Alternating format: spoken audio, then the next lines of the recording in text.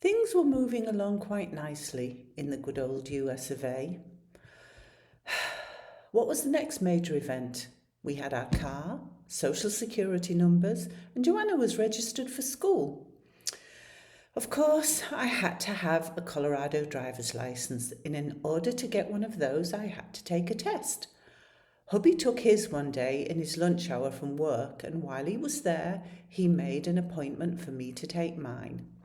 I had to take it close to the hotel motel we were still living in, so I took it in Lakewood. I dropped hubby off at work one morning and off I went in search of the test centre. Can I stay in the car while you take your test, Mum? Joanna asked. No, pet, I think you'll make me nervous. I think it'll be safer too if you wait in the waiting room for me. I arrived about 30 minutes before my test was due and was met by a friendly gentleman who gave me a pile of paperwork to fill out, which required everything, including my social security number, of course. The other thing he asked me for was my weight. 10 stone 8, I answered. He looked back over his glasses. Say that again, ma'am. 10 stone 8, I said a little louder, thinking perhaps he was deaf. What's that in pounds? He asked. Oof, I had no idea. So he looked me up and down and wrote £140. I have no idea if that was an insult or a compliment. My examiner was a young man. Now, American roads are odd. There are no roundabouts, but they have four-way stops.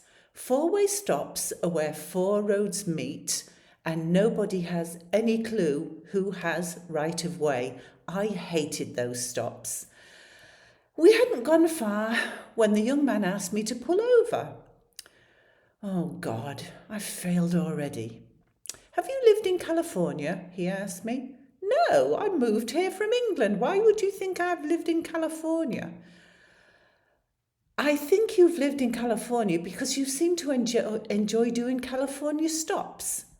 I looked at him. I have no idea what a California stop is. Okay, ma'am, when you come to a four-way stop, you must stop. What? When I can clearly see there are no more cars on the road? Yes, ma'am. If you want a Colorado driver's license, you must stop. If you continue and roll through that junction, I will fail you. I couldn't tell if he was serious or not, but I did as I was told, and I did pass my test. I asked hubby when I got home about the California stops, and he laughed at me and said he'd done just the same thing. Joanna just shook her head.